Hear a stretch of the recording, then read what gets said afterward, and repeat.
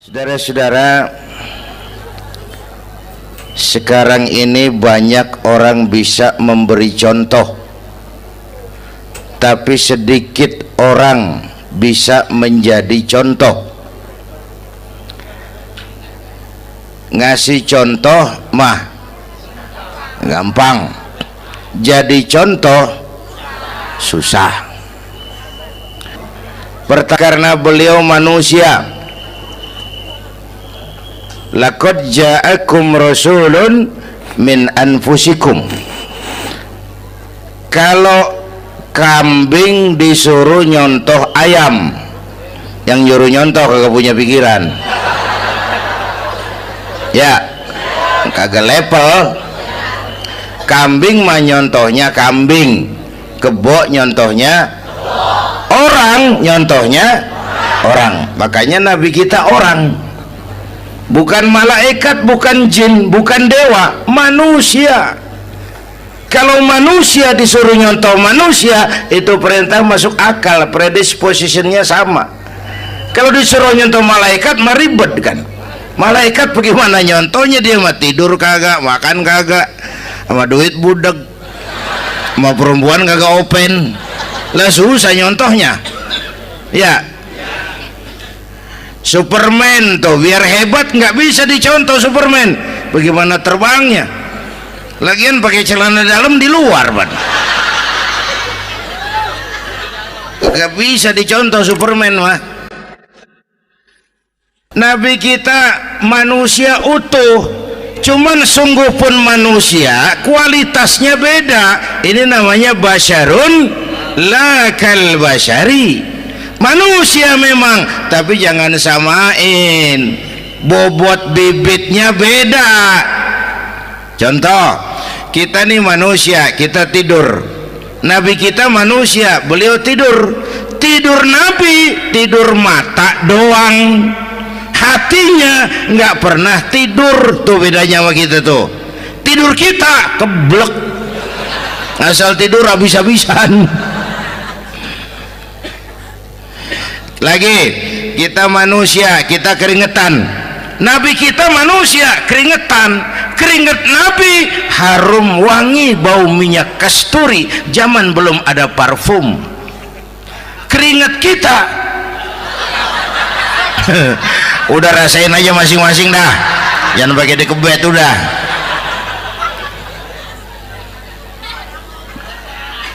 Contoh lagi, kita nih manusia nih, kita beludah nggak? Nabi kita manusia, beliau juga beludah. Ludah Nabi obat, ludah Nabi itu kan waktu mau hijrah kan sama Sayyidina Abu Bakar, sampai di Gua Sur, Sayyidina Abu Bakar bilang, saya turun duluan ke gua ya Rasul. Ngapain? Bersihin gua, takut ada binatang berbisa. Silakan turun. Sayyidina Abu Bakar bersihin gua, bener tuh, tangannya digigit kalajengking, sakit, ngebet, bengkak. Kalajengking Arab ya, emang di Arab kejadiannya. Herm nyaut aja bener, ditahan aja, udah aman ya Rasul, silakan turun. Lama-lama dalam gua berduaan kelihatan juga Sayyidina Abu Bakar mukanya pucat. Nabi tanya, ma baluka ya Abu Bakar? Abu Bakar kenapa? Nggak apa-apa. Berat meninggalkan Mekah? Enggak. Malas hijrah ke Madinah? Enggak. Takut diubur-ubur Quraisy? Orang kata enggak, itu mah enggak. Lah kenapa muka kamu pucat? Tangan digigit kalajengking. Ngapa nggak ngomong dari tadi? Saya nggak mau nyusahin Tuhan ya Rasul, biar saya tahan, asal jangan nyusahin Tuhan. Jangan begitu kau. Sini tanganmu, diambil sama baginda Nabi. Bismillahirrahmanirrahim, cuh, diludahin, ringkes, sembuh saat itu juga. Ludah Nabi. Pengen tahu kita yang ludahin, bengkak campur koreng.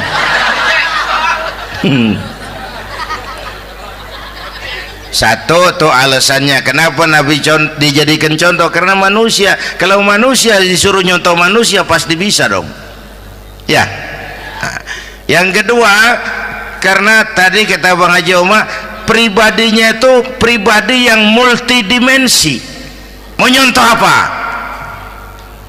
Pak, saya ini pengusaha Pak. Nabi umur 9 tahun udah ke Syria tuh, dagang lintas negara, Syam tuh. Saya jenderal Pak, Nabi mimpin tentara di medan perang Mas. Saya mau balik Pak, Nabi dakwah Bung. Saya guru Pak, Nabi ngajar Mas. Innama bu'istu mu'alliman, aku diutus sebagai guru, guru umat, guru bangsa. Saya politisi Pak, Nabi diplomat ulung Bung. Saya presiden Pak, Nabi mimpin bangsa dan negara Mas. Saya kepala rumah tangga Pak, Nabi punya anak bini Bang. Ayo lempengan mana dulu cari ngomong. Malah Nabi Isa tuh nggak bisa jadi contoh bagaimana membina rumah tangga bahagia. Bagaimana membina rumah tangga bahagia menurut contoh Nabi Isa? Nggak ada Mas. Kenapa? Nabi Isa belum sempat kawin. Ya, Nabi Isa belum sempat kawin. Ada pengikut Nabi Isa menyangka nggak kawin ajaran Nabi Isa, pada ngikut lagi nggak kawin. Tuh pastor tuh mubazir. Nah, orang dikasih perabotan. Bang bener, saya kalau dalam Islam kiai kagak boleh kawin, saya pilih berhenti jadi kiai. Kalau kagak ada giro-giroan, botak rambut.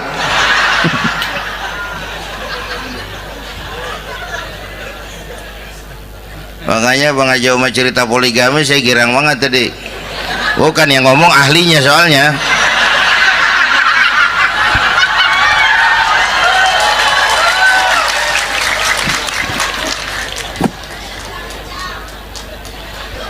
Dadah gitu aja deh ya. Nah, kata Imam Busair ini yang dahsyat. Ka'annahu wa huwa fardun fi jalalatihi fi ashkarin hina talqahu wa fi hasham. Sepertinya kehebatan Rasulullah itu sama, baik sendiri maupun di tengah tentara. Artinya begini, orang hebat banyak, tapi yang hebat di mana-mana susah nyarinya. Baginda Rasul ini lagi duduk hebat, lagi jalan hebat, ada di pasar hebat, lagi di masjid hebat, di medan perang hebat, di depan anak-anak hebat, di mata musuhnya hebat, di depan sahabatnya hebat, di mata istrinya hebat, di mana-mana hebat. Lah susah cari orang begini Bang. Ya, kita mah hebat juga setempat. Di kantor hebat, sekantor orang diomelin. Di kantor, pulang ke rumah dikeplak sama bininya diem aja. Nih di depan bininya dia kagak hebat dia mah.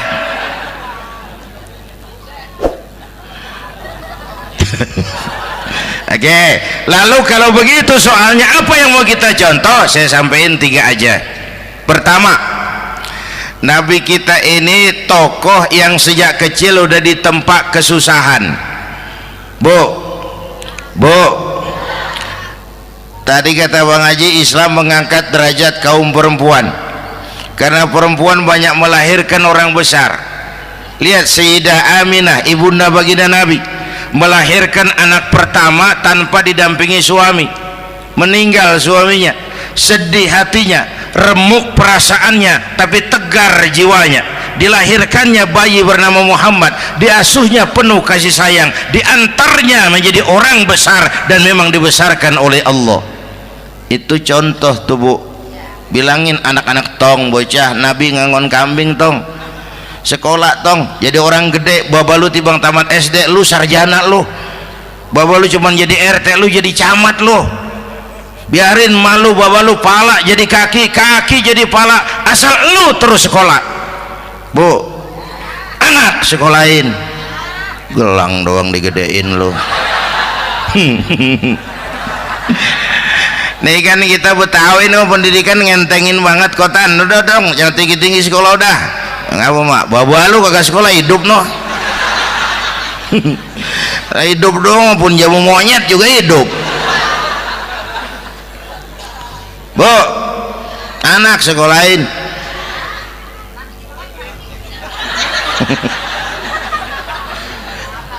Mahatma Gandhi, kecilnya begeng, ceking, cacingan, liatim. Emaknya tuh, Gandhi sekolah nak, Gandhi belajar nak, Gandhi jadi orang besar nak. Kalau perlu belajar ke Inggris, biar Inggris menjajah kita. Gak apa-apa kau sekolah ke Inggris, tapi jangan jadi Inggris nak. Jangan pacaran sama bule, jangan sentuh minuman keras. Gandhi jadi orang besar. Mahatma Gandhi tumbuh karena dorongan emak. Mak, udah yatim. James Watt, Kang Bandrek. Emaknya tuh yang dorong tuh jadi orang besar. Belum lagi perempuan yang jadi besar. Di Indonesia ada Kartini, di Jawa Tengah ada Dewi Sartika, di Jawa Barat Dewi Sartika, di Bengkulu ada Fatmawati Soekarno, sang penjahit bendera merah putih. Di Aceh muncul Laksamana Malahayati, disusul kemudian oleh Cut Nyadin, baru kemudian muncul Cut Koko, Cut Meme, Cut, ya udah tak cut lain dah.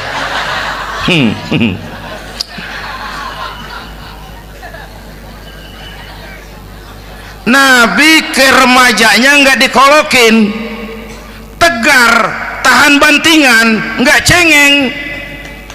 Begini bang, kalau bahasa kita nih, bahasa Betawi nih, orang mah bang kalau udah biasa susah ketemu susah nggak kaget udah. Ya kita Betawi kan masuk sudah nukangin. Susah mulu. Saya santri nih biasa makan kangkung, datang ke rumah temen dikasih kangkung, makanan gue ini mat, dikasih daging ayam lah nambah. Emang apa? Orang mah kalau biasa susah enak, nggak kagetan. Saya santri biasa tidur di masjid, disuruh nginep di hotel lah pules nggak? Tapi yang biasa tidur di hotel suruh nginep di masjid encok. Makanya kemarin tuh waktu menteri-menteri baru dilantik tuh saya ngarepin tuh, mudah-mudahan nih menteri ini begitu dilantik bacaannya nawaitu sauma ghadin. Lu pada niat puasa dulu dah, entaran.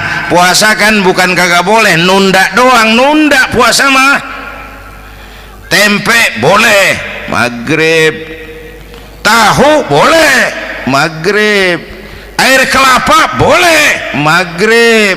Lu menteri pada mau naik mobil mewah boleh, ntar kalau ekonomi udah mendingan, rakyat udah pada legaan napasnya. Ya sebab apa? Itu duit buat mobil para menteri kan duit negara. Duit negara kan duit rakyat. Duit rakyat kan duit gue juga, itu ada di situ. Gue bayar pajak. Sayangnya kebanyakan pejabat kita asal dilantik aja bacaannya Allahumma lakasumtu, niat buka puasa. Orang buka puasa kan kemaruk, apa jadi gares ya.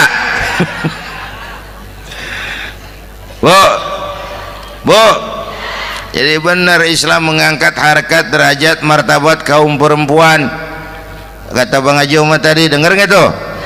Waktu Nabi ditanya, ya Rasul, siapa yang paling harus saya taati di dunia? Ibumu. Setelah itu ibumu. Setelah itu ibumu. Setelah itu bapakmu.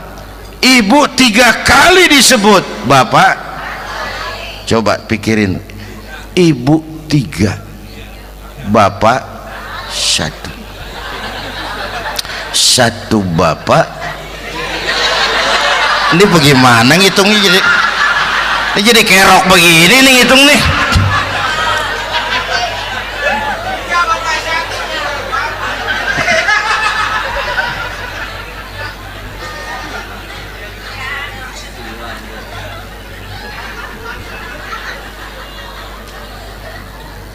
Jangan takut ngadepin susah. Hidup nih keras, kerja keras, perseringat banting tulang. Ya Bu.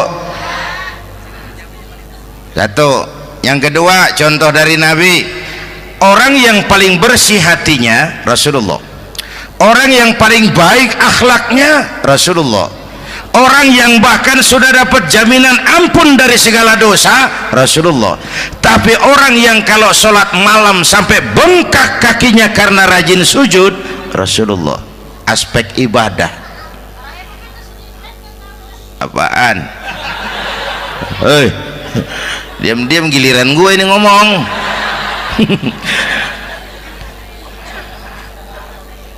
Lo ngomong lagi udah gue pulang. Canda neng. Udah gantian ya. Ya. Apaan urusan?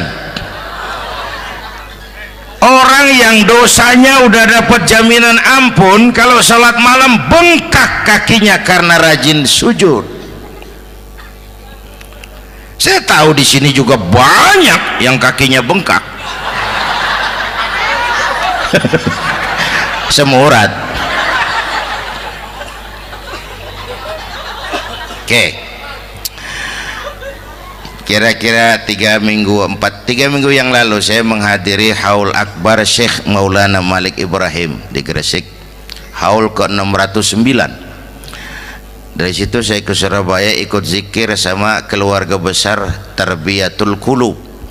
Waktu zikir saya terkejut, ada kalimat yang dibaca ratusan kali menyentak perasaan saya. Kalimatnya sederhana, kita apalah, yaitu kalimat ana Abdullah. Dibaca ratusan kali, ana Abdullah, ana Abdullah, ana Abdullah, ana Abdullah. Buat saya itu menyentak karena memperteguh komitmen saya hamba Allah, saya hamba Allah. Ah, itu mah Pak Zainuddin kan biasa, itu mah kita semua juga hamba Allah. Betul. Ayo kita bikin luar biasa. Saya mau tanya, Bapak, Ibu hamba Allah apa bukan? 3 orang. Ibu hamba Allah apa bukan? Hamba Allah. Kata siapa? Nah, kata ibu sendiri. Kalau kata sendiri pan namanya pan ngaku. Ya, orang ngaku mah boleh dong, tiba ngaku namanya juga ngaku. Cuman diakuin apa enggak kita pan belum tahu. Ngaku mah murah, diakuin mahal. Ya, yang gampang dah. Ibu kenal sama Presiden SBY? Kenal. Presiden SBY kenal sama ibu? Lo ngaku, lo ngaku.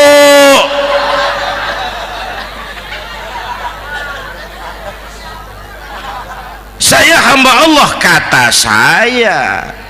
Berapa banyak orang mulutnya hamba Allah, perbuatannya menyatakan dia hamba dunia, hamba harta, hamba jabatan, hamba setan, budak nafsu.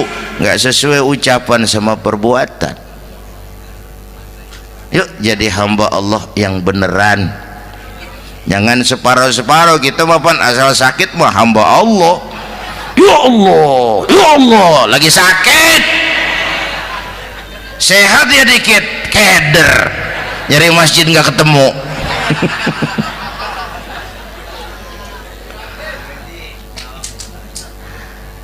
Apalagi kata Bang Haji tadi nih, kita nih kan zaman entertain nih, orang pada pinter bikin bungkusan sekarang Bang, ya. Abad entertain, orang pada bangun pencitraan. Tadi itu kiai sama dukun tipis bedanya. Dukun pada pasang iklan sekarang, ketik reg. Waduh, sampean lahir hari Selasa, nggak cocok di air, ono di hutan sono. Larang udah dagang es jadi berhenti, nggak cocok di air.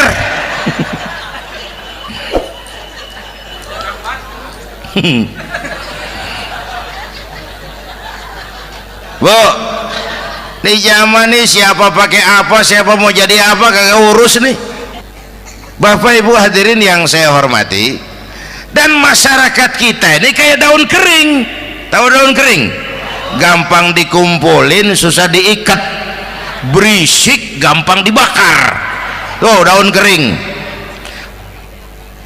Penyakitnya kutil, kurang teliti, cepat heran, gampang kagum. Cepat heran, gampang kagum. Dulu ada tuh satu hari tabrakan di jalan kenceng, buah, korban jatuh belepotan darah, dikerubungin orang banyak. Datang wartawan mengambil gambar dari dekat, susah, orang banyak bener ngerubung. Cari akal nih wartawan, tolong saya dikasih jalan ke dekat korban. Orang nengok semua, saudara siapa? Saya bapaknya korban, katanya. Dia ngaku bapaknya korban. Ya orang minggir semua, minggir, ini ada bapaknya korban. Orang minggir semua, dia maju ke depan korban. Sampai di depan korban pucat mukanya tuh wartawan. Kenapa? Yang ketabrak anak monyet, Pak. Dia udah kedongan ngaku bapaknya korban.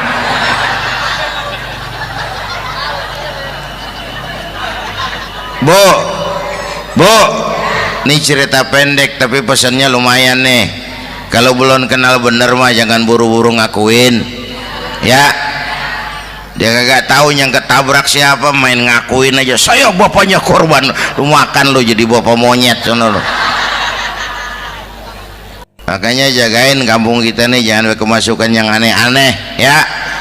Nabi palsu, aliran aneh, ya ini bid'ah, itu bid'ah kuno yang kayak begitu. Capek kita ngurusin begitu, udah kelewatan, ya. Yang tahlil terusin, yang kagak suka nggak apa-apa, cuman jangan ngomelin yang tahlil. Orang tahlil juga pakai dalil. Yang mabok masih banyak, yang tahlil diomelin. Kita nih kayak kurang kerjaan, akhirnya rame turu-turu kita. Padahal yang harus kita kembangkan kan rukun antar umat seagama, rukun antar umat beragama, rukun antar umat beragama dengan pemerintah, kata Bang Haji Omar tadi. Rukun antar umat seagama, turu-turu kita muslim nih kudu rukun. Beda pendapat boleh, marahan jangan, ya. Tangan kanan sama tangan kiri juga beda, cuman rukun. Asal kiri gatal nih, kanan kagak diundang, dia boleh datang aja nggak rukin. Nggak ada kiri gatal kanan ngomel, lu garuk aja sendiri. Nggak, dia mah akur, ya Bu.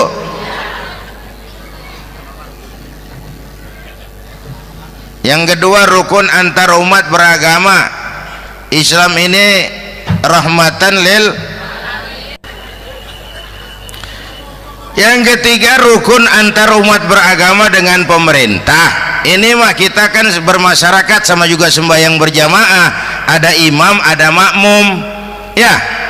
Nih rakyat kalau jadi pemilih yang pintar ke depan, mau memilih wali kota kayak gubernur kayak presiden kayak. Sebab apa? Sholat berjamaah kan siapa makmum kagak penting, Bang.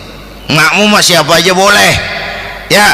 Tiba ngikutin dia mah, ngaji dia mah gimana kayak nggak ada bab pemilihan makmum. Nggak usah, makmum mah kagak usah dipilih, siapa aja boleh, ya. Bang, tuh orang budak, Bang, boleh jadi makmum. Bacanya kagak fasih, boleh jadi makmum. Ketinggalan satu rakaat, boleh jadi makmum. Tapi nggak tiap orang boleh jadi imam. Siapa yang dipilih jadi imam? Pertama a'lamuhum, kata Nabi. Orang yang paling alim di kampungmu siapa? Angkat jadi imam. Yang paling alim, bukan yang paling tua.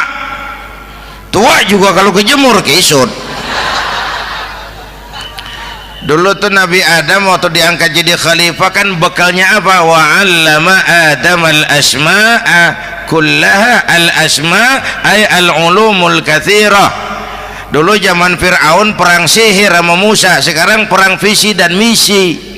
Punya ilmu, Bu, ngerti urusan dari tetek sampai bengeknya. Kalau ngikutin imam yang alim pan enak, bisa dipertanggungjawabkan. Hati-hati milih pemimpin, maksudnya bu, jangan terjebak oleh penampilan. Emas pasti kuning, bener? Apa semua yang kuning pasti emas? Udah paham dulu. Ustadz, kenapa? Di kampung saya ada 2 orang alimnya sama. Yang mana yang jadi imam? Afsahuhum, yang lebih fasih lidahnya. Yang satu alim pelok, yang satu alim kagak pelok. Nah, yang kagak pelok suruh jadi imam. Kenapa? Nggak sah orang fasih bermakmum kepada imam pelok. Ustadz, imam pelok, makmum pelok semua. Sah. Namanya kampung pelok, biarin. Susah diurusin udah itu. Apa sih artinya fasih? Yang enak deh, nyambung. Pegel kalau punya pemimpin kagak nyambung sama rakyat. Ya, rakyat mau yang ngidul deh ngalor, rakyat mau yang ngulon deh ngetan. Lah kan capek rakyat, kagak nyambung.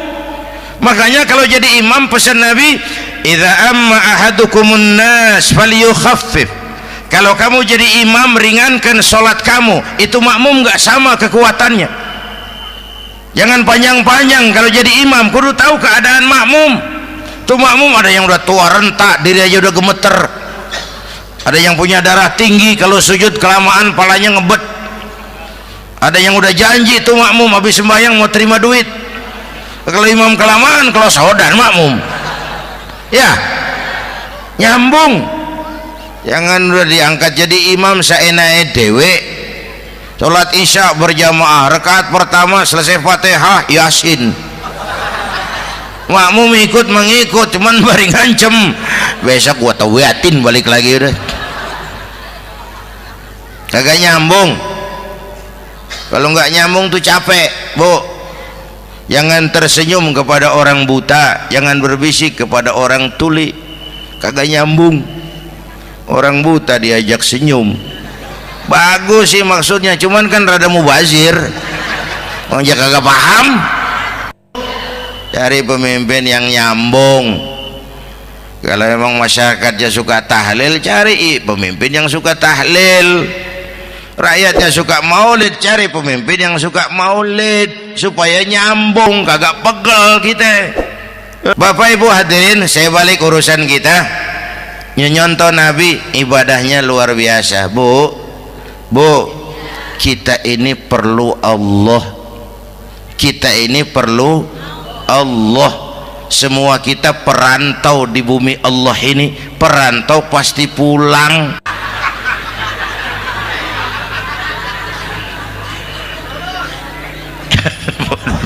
Bolot. Bodoh kalau ada perantau, dia sadar dia perantau tapi nggak pernah mikirin pulang. Lebih bodoh lagi mikirin pulang tapi nggak nyiapin bekal. Kan tadi Bang Haji Omar udah bilang tuh, muda mati. Ya, kadang-kadang engkongnya segar banget, cucunya mati. Ya, perantau mah mesti pulang. Sini mah kita ngendon doang, ngendon taran. Mula-mula pan Bang, kita mah tinggalnya jauh di alam arwah. Dari sana pindah ke alam rahim, alam kandungan emak nih. Pernah tinggal di situ 9 bulan tuh. Ada yang 2 tahun, yang keluar udah kumisan. Kelamaan ngetemnya itu. Dari sisi ini oh pantas ibumu, bapakmu, karena alam rahim fisik dan psikis emak lebih capek dari kita bapak. Kita mah orang laki mah, kita mah pan investor gitu mah, nanam modal doang. Yang ngolah pabrik kan emak tuh, ya mak. Pabrik. Anak-anakku remaja, pemuda yang hadir, masya Allah, emakmu, emakku, emak kita semua nih, dari mulai ngidamin kita udah kita seksa nih emak nih. Dari mulai ngidamin kita udah kita seksa emak nih. Muntah nggak urus. Mending ada yang dikeluarin mah enak, lega. Ini kagak ada apa-apanya. Bener mak. Yang dipengenin yang kagak musim lah kan setengah mati lagi urusan. Tengah malam pengen megang pala kereta lu jorok bener lu, gue heran.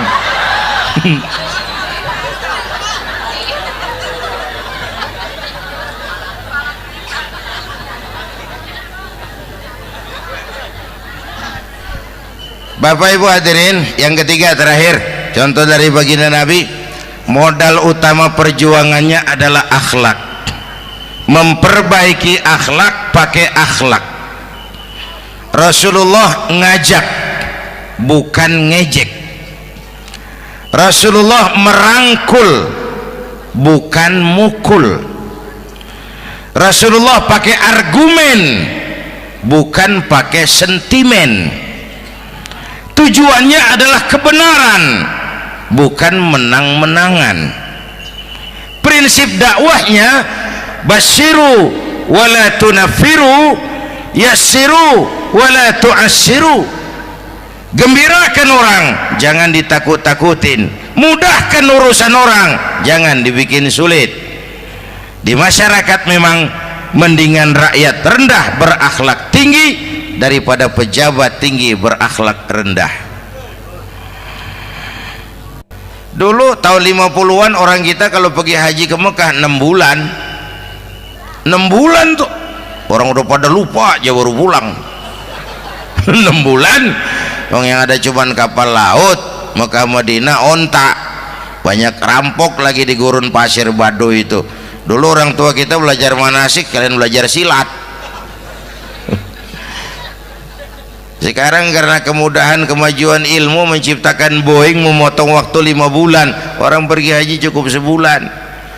Bapak Ibu hadirin yang saya hormati, oleh karena itu menjaga nilai-nilai akhlak itu penting. Kepada siapa kita harus berakhlak? Pertama, kita harus berakhlak kepada Allah. Bagaimana caranya? Jangan menyekutukannya dengan sesuatu pun. Yang kedua, jangan menyembah kecuali hanya kepadanya. Yang kedua, kita harus berakhlak kepada sesama tadi itu. Yang ketiga, kepada lingkungan. Saya dulu masih zaman ada almarhum kakek saya, engkong. Kampung saya banjir, air masuk ke rumah. Saya teriak, "Kong, banjir Kong." Engkong saya ketawa, "Biarin, bukan salah air." Habis, salah lo. Salah kita bagaimana Kong? Lah lo tempat air lo tempatin. Yang punya tempat datang ya kagak ngerti, ini tempat gua, ini di sini nggak pada lo, lah banjir. Engkong saya nggak makan bangku sekolahan, tapi wise Pak. Air kan bukan musuh, air kan temen kan kudu punya tempat. Lalu kagak punya tempat, pantas kemana dengan ayam, banjir. Ya. Dulu saya remaja ngaji babul istinja, kiai ngajar makruh buang air kecil di tanah berlubang. Saya tanya, kenapa makruh kiai? Pertama, untuk alasan kesehatan. Siapa tahu di lubang yang kamu kencingi ada gas beracun. Kalau tidak kiai, kalau tidak maka artinya melindungi binatang yang ada di dalam lubang. Siapa tahu di lubang yang kamu kencingin ada semut sedang rapat. Saya mau bilang alam sekarang tidak seramah dulu karena kita juga nggak ramah sama alam. Bapak Ibu hadirin yang saya hormati, padahal watak Islam rahmatan lil alamin. Inilah barangkali